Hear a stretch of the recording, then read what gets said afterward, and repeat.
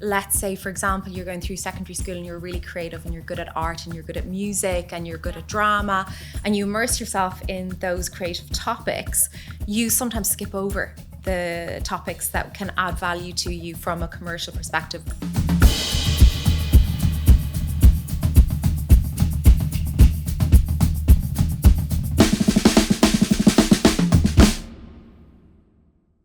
Welcome back to GASP. I'm Roisin from Piquant, and I'm delighted to be joined today by Jeanette Naughton, Executive Business Coach and founder of Prospero. Jeanette, welcome to Limerick and welcome to GASP. Thank you for having me, Roisin. I'm absolutely delighted to be here in lovely Limerick. Jeanette, when we first met, Piquant was on the Designs for Growth program with Design Skillnet, okay? Yes. That is more than 6 years ago at this stage, yeah? Yeah. And in that time, since then, and before then, you've met with and talked with creatives all around Ireland. Yes. Many of them designers. Yes. Yeah. And I was just wondering if you can give us some insights into how creatives in business operate. Historically, I feel that designers really find it hard to connect their creativity with being a business. Yeah. So that there's a need to generate revenue and income and salaries and value from design, essentially. So some of the challenges I feel that designers encounter are those main things. It's that connecting the two, because they're not necessarily so creativity. Yeah. Being like a talent, I would say, for a lot of people, and then business being a skill and something that's developed over time. Okay, I never thought about it like that. Yeah, so I find that folks who operate in the creative space often struggle to connect the two things. It almost is like profit margins, finance, yes, selling. Yes, they're almost like dirty words or something to some creatives. Yeah. So like why is that? Is that a problem at the education side of things, or like where is that coming from? I really think it is. And we say it like it's dirty words, but actually it's nearly language they don't understand. Okay. Because let's say, for example, you're going through secondary school and you're really creative and you're good at art and you're good at music and you're good at drama, and you immerse yourself in those creative topics, you sometimes skip over the topics that can add value to you from a commercial perspective, whether it's business organization or accountancy or economics. You would avoid those topics, and then you carry on avoiding them throughout. And a lot of students who also study those more creative topics will then say to themselves, well, I'm not so good at maths. So what happens is there's a lack of exposure to business, but then there's also beliefs that I'm not able to do that stuff. Okay. And that belief comes from a lack of exposure. So it's kind of a bit of a self-fulfilling prophecy and a bit of a vicious cycle, actually. Yeah, because it is. It's really, like, I know from Piquant's perspective, we were in business 5 years before we met you, and we didn't know we were in business really until we met you. Yeah. Before that, we were creatives. Yes. And then it was only through meeting you we realized actually we're in the business of creativity. Yes. And the move from that's something of a reset of a mindset. And that's kind of one of your buzzwords, isn't it? Like, it's hard to talk to Jeanette Naughton for more than 10 minutes without hearing about your mindset, right? Yeah, absolutely. And I find it really, really helpful, that idea of just like a reframe. Yes. Yeah. Will you explain to me what you mean by mindset and shifting your mindset? Yeah. So the idea of mindset is, it's really essentially the stories we tell ourselves about ourselves, or the stories we tell ourselves about our skills or our life experience. So our mindset is our view on the world. And so we can have really empowering mindset around the idea of creativity and really kind of be impressed or proud of our outputs in the creative world. And at the same time, have a really limiting, small mindset that can hold us back when it comes to topics like running the numbers in the business or keeping a track of the numbers. And then ultimately, what are the numbers? The numbers are the money. Yeah. And then the idea of being a salesperson is a dirty word. As you said, dirty word earlier. Salesperson is a dirty word. Or, building your brand, for example. So in my experience, it's back to that education piece that we create these limiting mindsets because of a lack of exposure and a lack of training and a lack of experience. But they can be changed. Oh, 100%. Yeah. I mean, you imagine any experience that you've had. At times in life, we have a negative experience and we think, I can't do that. Yeah. And then somebody comes along and says, come on, let me show you. Yeah, true. And you practice and you do something and then you figure it out. Oh, actually, it's not that bad. It's actually not that scary. I can step outside of my comfort zone.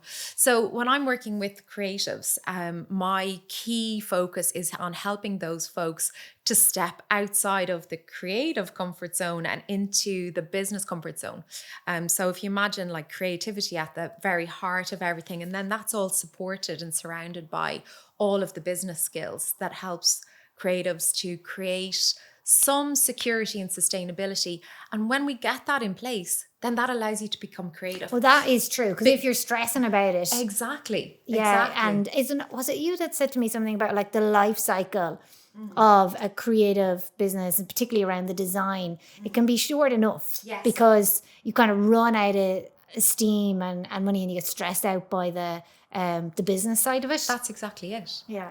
And it's kind of like, oh my God, I've got a letter from revenue. What am I going to do now? I don't know what to do next. I'm laughing And because that's what I've had those. Yeah. And it's stressful, It right? is Because you think stressful. somebody's going to knock on the door and take your car, or, it is very stressful. Some of these business skills that you need to learn, they are stressful, or the lack of skills creates a lot of stress for creatives. And so therefore it's kind of like, well, it's just easier to just forget about it and go and get a job. Yeah. Yeah. And because I think at government level, they've identified the value recently, like you said, since 2017, the value of creative businesses, that it helps everybody if the businesses succeed, right? Absolutely. Like we need SMEs, so it's a SME sector. It sure is. Yeah, absolutely. Like the design industry in Ireland is full of amazing people. And as you're talking about the idea of the fact that the government now has created a greater sense of value around design. It's interesting. I would wish that designers would work to catch up with understanding. Oh, do you think? Yes. And I mean that from a monetary perspective. So I feel like creatives in Ireland do appreciate or see the value that their work and impact that their work can have. Yeah. But because of these limiting mindsets around the commercial aspects of the business, they don't always charge appropriately and sometimes give a lot of value away for free. So for example, a lot of creatives that I would have worked with over the years get very caught up in this perfectionistic mindset of, when is a job good enough or when is a job done? Yes. And that can really hold that person and their business back because they're designing to impress themselves, to impress other designers. And actually the client could have been quite happy with the outputs last week. Yeah, 5 versions ago. Yeah. But you keep going because your perspective of perfect is different to what the client is sometimes expecting.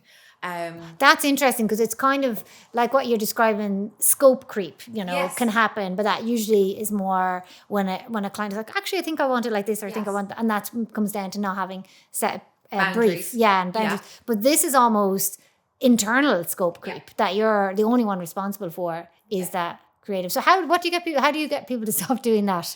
That's really hard. Yeah. And as I was saying, it's that idea of not allowing the job to go outside of what you're being paid to do, right? Because, and again, it's back to that point of value that I was saying. So sometimes the job is worth, I don't know, 5,000 euros, let's just say for argument's sake, but you end up putting 7,000-8,000 euros worth of time into it. And so therefore you've lost money on that job. Yeah. So there's the two things. There's a scope creep from the client, but then there's the perfectionistic mindset from the design studio. And when we have two of those together, it's just a disaster. And then it's just not sustainable. It's not sustainable. It's not sustainable for that particular designer, but then it's also damaging on the expectation of the client because they're getting higher level of service and quality for what they've actually paid for. Yeah, so that can be harmful for the industry as a whole, right? That's my whole point. Yeah. And so we were saying about the government putting out new framework for design. and putting greater value on design and the impact it can have on our communities and on our society, and on our government brands and services and so forth. So they're spotting that and investing in it, but it's up to now the design community as well to make sure that they're managing the value that they see for their time and creativity too. Okay. So I know when we participated in the Designs for Growth program with you, which was brilliant, we learned a lot there. And now you continue to support us. Yes. And do you work with other agencies then outside of the Design for Growth as well? Oh, absolutely. Yeah. So I actually had my first experience working with a design studio back in 2012. Okay. And that design studio is no longer around now, but the two founders are flying high in their ongoing design careers. Yeah. But I got mentioned at Offset when Offset was a thing. Oh, we miss Offset. It was great, wasn't it? It was really good. It was really good. And I got a mention there, and people started asking, who is this lady or this girl at the time? And what's she doing? Child. You were child back then. So I got an intro into the design Skillnet in 2019, literally just as I was about to start my own business. I was working in a different coaching firm at that time. And that's where it all started. Yeah. And then the opportunity that the Design Skillnet gave me has been transformational. And look, I absolutely love Irish design. I'm really passionate about it. I'm not a designer myself. Do you know what I'd say? But I appreciate design so much. I think you're a design whisperer. I feel that bit will be cut out. Why?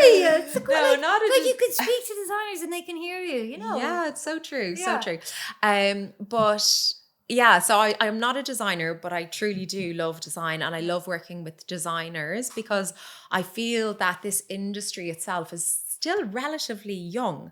Like when you think about it, how long has the design industry been around? Since forever, but in a commercial way. Yeah, and recognised as such. Obviously, people have been designing things forever. Yes. But as an industry in Ireland, it's only emerging now. Like I kind of think, if you think of maybe, there was design, but it wasn't in the same way as how we think of it now. No. Yeah. And if you think about it as a commercial service, like in Ireland, probably since the 60s, in the States since the 50s. Yeah. That's kind of when it emerged as, a real industry. Yeah, fair. And when you compare that to like the legal industry or the accounting industry, like these industries have been around for millennia. Yeah, generations. Yeah, really hundreds of years.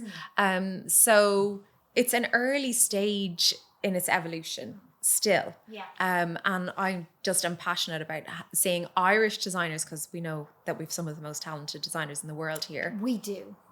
Yeah, for sure. There is no doubt about it. Yeah. But we're just a little bit behind other countries in creating really impactful design communities and so on. So, but it's really moved along in the past few years. Yeah, and I think the recent kind of government commitments are helping. Yes. So definitely it's a good idea for any young designer or creative or upcoming to reach out to Design Skillnet and see what's there for them. I would encourage anybody who's interested in design should reach out to the Design Skillnet.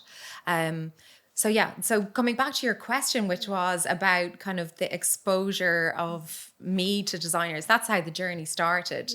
And I don't know, I can't even count how many now at this stage, but a lot. And in that, we've talked about that kind of identifying as a business, that's a bit of a struggle for creatives, or a mindset reshift, but also the idea of the self-promotion, you know, many creatives do struggle with that self-promotion or marketing. That can be something that designers can struggle with a little bit. I know in Piquant we provide marketing as well as design, so it's something that's really kind of converged here in our agency. But that's not always the case, because if you're not doing the marketing side of things, it can feel a little bit alien, and it's almost that maybe you just want people to just recognize your work. But in today's kind of digital, kind of fast-paced world, you kind of have to do the self-promotion, don't you? You do. There's just no doubt about it. And it's one of the hardest things for creatives that I find. And there's lots of reasons for it. So the self-promotion piece. So if I was talking to a client and I was saying, right, what do you need to do to actually start to be able to tell your story? Well, then that's the very first thing. Yeah. Who are you? What motivates you? What are you passionate about?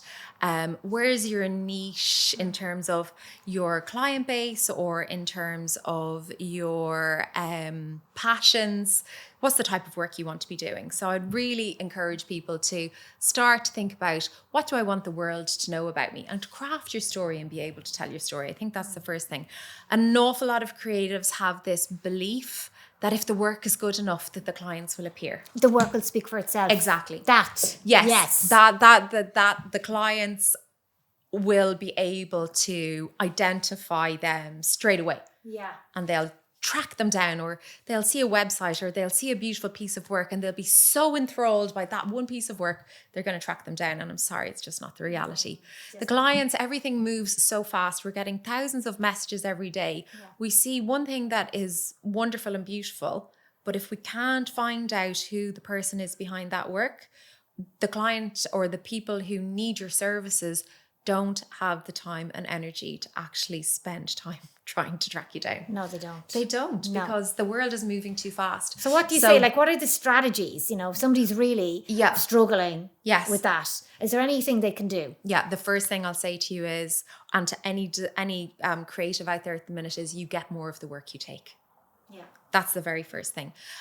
So that's where you've got to look at the work you're taking and say, is this the work I want? Yeah. Because if it's not the work you want, you've got to stop taking that work. That's a very hard thing for people to do. It's really hard. And you've got to peter it out. So if you say 100% of my work is work I don't want to do, then you've got to go, okay, well, how do I get that to 95%? Okay. And what's the 5% of work that will really fill my cup and make me feel passionate about my work again? Yeah. And then you go from 95 to 90 and then to 85. And you've got to switch the balance slowly. But what will happen then is that 5, 10, 15% of the work, that's the work you need to talk about. Yes. You don't talk about the other work. Yeah. Because that's a means to an end. Yeah. But where you're really feeling like your creativity has been fulfilled, you're working with nice people. That's very important. That's very important. Yeah. So a lot of the time creatives, in my experience, struggle with working with people they don't necessarily really get along with. Is that because they're maybe more in tune with who they are themselves, or are they just maybe more sensitive, or why do you think that is? It's a good question. I don't necessarily know. I think that you're two totally different people, right? If you're working on commercial work or working with a very commercially minded person and you're creative, sometimes you're talking a different language. Gotcha. But as well as that, what I can find is that the creative associates the work they don't like and the person they don't like. Okay. So those two become kind of blurred. Gotcha. Does that make sense? Yeah. So that becomes a bit blurred. So I think that in terms of this, it's you get more of the work you take. Yeah. Every time you say yes to one thing, you're saying no to something else. So if you take more of the work that you don't want, you don't have time to find anything else or to focus on any other storytelling. As I said, amplify the work that you do want to work on. Yeah. The clients that you do enjoy working with, let them know and let them know that you want to find more of them. Please, one of the key things that drives me demented, right? I'll get passionate about this, is I'm so proud of this work, but it's not available for anybody to see.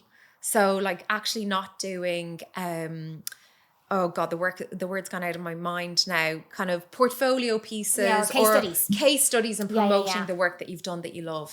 How's anybody going to know that you're good at that or that you enjoy that or that's where your passion is? It's so important to do that. It's so important. Yeah. And then on top of that, the last thing I would say is you have to go where your clients are. Yeah. So if you're passionate about the fashion industry and you want to work with fashion designers or people in the clothing industry, then you've got to get yourself into that network. Yeah. Networking. So talk to me about that. How important do you think that is? I'm not sure that it's the only way. It's one strategy in lots of strategies. Yeah. And it's not for everybody, right? Because a lot of creatives are more on the reserve side of the scale. So they can be very introverted. So when I started working with designers at first, because of how impressed I was with some of the amazing designs that come out of Irish designers, or the amazing creative work that comes from Irish designers, I thought that they were all flamboyant and outgoing and like really kind of out there, soul of the party. Exactly, out there kind of people. But actually the flip is what is the reality, right? So for the extroverts, networking is great. Yeah. They go out and they gather a few business cards and so on, and they feel like they've done something productive for the business, but that's not going to work for everybody. No. So I think it's hard. It is. It's really hard. It's really hard networking, isn't it? It's always good to go with a friend. Yeah. Because then you have a sidekick. That's the only problem is don't get stuck with a friend. Yeah, you're not supposed to talk to somebody you already know. Yeah. But like if you split up, you go that way, you go that, I'll go that way, and then we'll meet at the end. So networking is just one strategy and multiple different strategies. LinkedIn, your website, your social media, attending trade shows, attending conferences.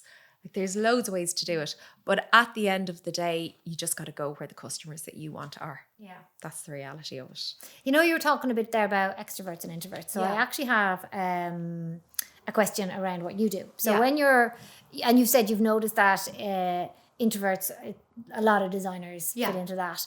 But, you know, within the personality type, like I'm really kind of interested in pop psychology and the idea of kind of the 4 key personality types. And there's all different books about them and different articles or whatever about them. But it all kind of boils down into 4 different types, doesn't it? Yes, it does. Yeah.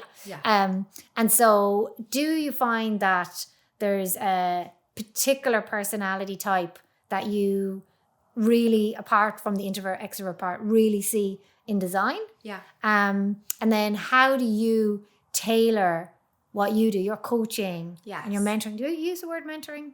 No, I'm not a mentor. Okay. You're coaching 4 different personality types. Yes. Like, do you find there's different things that work? Like, if you're talking to me and then if you're talking to somebody else with a different personality type than me, do you switch? Of course. Okay, talk we to me all like do that naturally. Yeah. But you do it focusedly, like consciously. Almost subconsciously at this stage. Okay. But you talk about pop psychology. Yeah. So this idea of the 4 different behavior types has been around since 400 BC. Stop. Has it? Honestly. Really? So there are 4 types. And so right now, the 4 types that we talk about are the dominant, the influencer, the steady person, and then the conscientious person. So I've been around for a really, really long time. And it was in the 1920s that Dr. Philip Marsden created the idea of these 4 behavior types.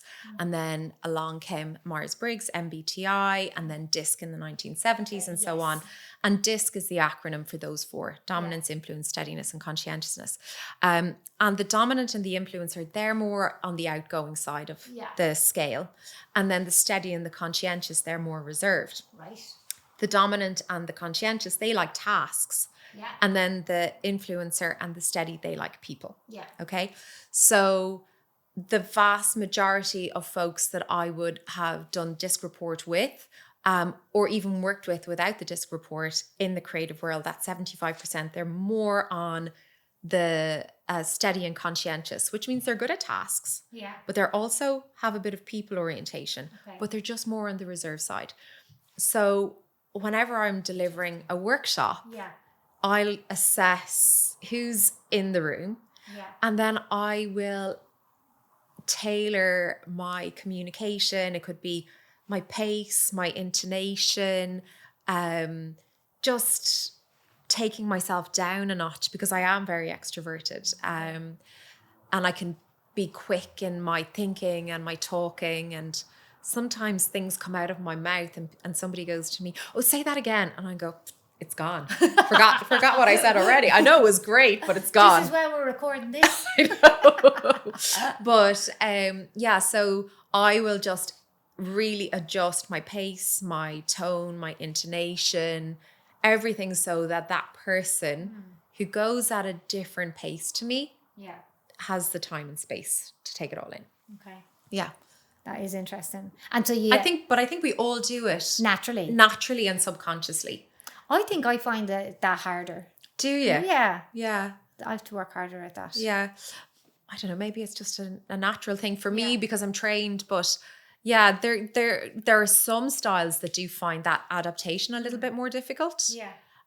But people who are good at building relationships are able to do that without thinking about it. Did you read the one I love is, the book, and it's done by colours instead of Yes. disc, Surrounded by Idiots. My brother talks to me about that book. Have you read it? I haven't read it. Jeanette, you have to read it. It's so funny. Yeah. Yeah. Yeah. I really like it. Yeah. Yeah. I think I found it really interesting. Did you? Yeah, to just understand where other people are coming from. Yeah. Yeah. And like it's interesting, like when you're thinking about the red person, they're all about fast paced and task, and they want everything done yesterday. yes.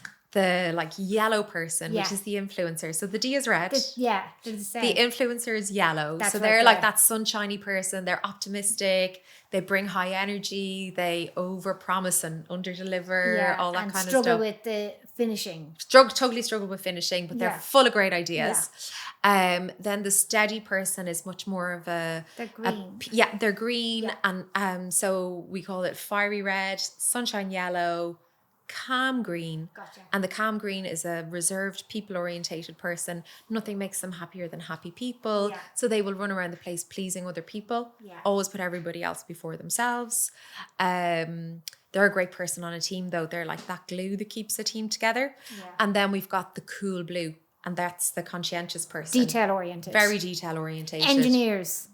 Yeah, but not just engineers. Loads of designers Yeah. are conscientious. Loads of them. You have to be detail oriented you in do. this business. You can't be missing the details. Exactly. But we do need everybody on a team. We Like, 100% do. if you've all blue or all red or all whatever, Yeah. you can run into problems. Totally, because everybody is thinking the same way. And we don't have the balance of people who have the energy at the right times to deal with what's coming up. So the task orientated people to get the job done, the people orientation to bring people along with, the outgoing people to create the energy and the momentum, the more reserved people to go, whoa, hang on a second, are we on the right path? Yeah. All of that kind of balance and questioning and so on is really interesting on a team. But yeah, like you have to have some balance. And what you do find is if you have a team and you've got a really obvious gap, there'll be an impact of that in the organization. And that's something that you help your clients with, isn't it? It is, if the teams are big enough. And so sometimes the organizations that I work with could be one person. Sometimes they could be 300 people. Sometimes in the design industry, up to 20, like Piquant. Yes. Yeah. Yeah, and it's about having everybody on the team. Yes. The So, balance. Before we finish up, Yes. last question for you. Yeah. For working in this industry, for people who, I know you work with the designers to kind of help them kind of from that way, but what about the other way around? What could you say to designers, clients, to help them kind of understand where the designers are coming from and where the creatives are coming from? So for people who maybe aren't thinking that way, well, like how can you help other people? It's a really good question. I remember when I was getting my website done a long time ago now, and it does need some attention at this minute in time. But anyway, I had committed to myself to be the dream client. Oh, right. I did. I committed to myself. I was like, I'm going to try and be as clear as possible in my brief. I'm going to have a clear vision of what I would like to achieve. I'm going to understand what is my client looking for in this website, because I think sometimes clients get very caught up in what they want as opposed to what is the purpose of this. Yes, that's what this we always design. say. We work for our clients' clients. Yes, Yeah. totally. So it's not necessarily, so if I'm the client, I'm thinking about myself, what do I want? But actually, no, it's actually our customers that are here behind us that actually I need to be thinking about. So I need to put myself in their You shoes. sound like the perfect client to me. Well, I wasn't. Jeanette, I wish I was, but like, what did you do? I didn't do anything drastically wrong. Did you not respond to emails? Yes, that, because I was so busy trying to run my own business. Yeah. And that's hard because you feel like that design is like a luxury for you. Gotcha. Even though you're investing money and time and energy and thinking into it. Yeah. Yeah. But it feels like a bit selfish. Well, that was because I'm also a solopreneur. So I'm sure when you have a design team working on something, they just want to hit their goals and they'll be responsive. But yeah, I kept changing my mind and, wanting to see what would this look like, and what I turned into the designer. That, Oh my God, and that's the that's worst thing you can infuriating. do. It It's is. infuriating. Yeah. So what I would say is, if I was doing it again, or if I was coaching a client on how to engage with a design studio, I would say, try and be as prepared as possible. Know what you want to get out of it. Understand that every single time you make a change, that there's a cost associated with that, whether the studio charges you for it or not. Yes. And quite a lot of studios don't charge for that extra work, but there's a cost associated with it. And I would also say, trust the design team that you're working with. Yeah, let them do it. Let them do the job. it. You hired them to do a job, let them do the job. Yeah. And yeah, I think they'd be my top tips. I don't know if you have any more that you'd like to add. No, they're all good ones. And I did think of another one, but I think, my last one, because I agree with all of those, the last one is to be aware that it will take your time. Because I sometimes feel that, when a client asks an agency to do something, they're like, you're doing it. Yes. But in order for it to be really, really great, there needs to be collaboration. Yeah. That means you need to give time to it. Absolutely. Whether it's writing the copy for the website, or reviewing concepts for a brand, or reviewing scripts for a video, or whatever it is. Yeah. It will be better if you invest some time. So that's something that I totally agree. think sometimes maybe people forget about, and can be frustrating for them then. I think they underestimate it. Because they think, I'm outsourcing this. Yes. But then on the flip side, it's down to client management skills from the design studio is a big skill gap. And it's something that I think is coming up the ranks more and more as I work with more studios. They're like hiring more people to help to manage the workflow. Studio managers are becoming more common, and client management team members as well. And that's when it starts to get really professional. And that's when you find that there's less wasted time, because there's more skill and resource invested in it. So if I was saying to a client, I was like, go to a studio that is resourced enough to meet your needs and that can help you achieve your goal as quickly as possible. But do your piece. Just do your piece too. Know it's going to take your time, as you said earlier. I think that's really key. So there's learning curve on both sides, I think. And I think that it's getting better all the time. Okay. Thank you. Thanks, people, for watching and listening. It's been great. I've really enjoyed it. I've always enjoyed talking to Jeanette. And do like us, follow. And if you have suggestions for guests that you would like on GASP, let us know. Thank you.